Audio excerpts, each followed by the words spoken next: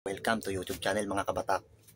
Meron kasi akong nabili dito through online na power station. Magagamit natin sa pagbiyahe ng lalamove habang nag-aantay tayo ng book. Ano na, kailangan natin ng kuryente.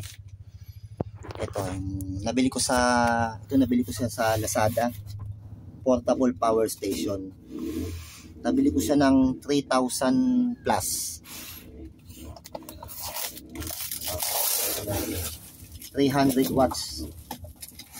Meron na siyang kasamang panel.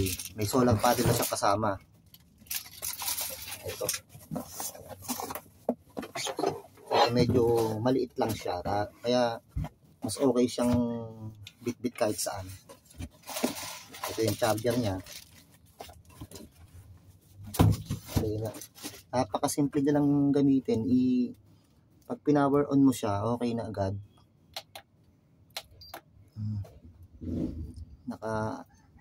Pimindutin mo lang 220 volts niya para gumana siya sa kuryente. Naka-battery pa siya, kailangan ganyan. Ito lang yung saksakan niya, isa lang. Pwede yung paramihin, gumawa lang kayo ng extension para kung sakaling marami isasaksak. Bali, itatry lang natin sa bagong clip pan ko rin na inipit ko lang sa unahan. Titingnan lang natin kung malakas din ba ang hangin niya. Ito, bali na isaksak ko na nga siya. Ito na siya, sinaksak ko. Itong clip pan, bali okay na siya. Habang nag-aantay tayo ng book, kahit nakapatay ang makina, meron tayong electric pa na magagamit dito sa loob habang nag-aantay tayo. Pwede rin siya sa bahay. Okay siya.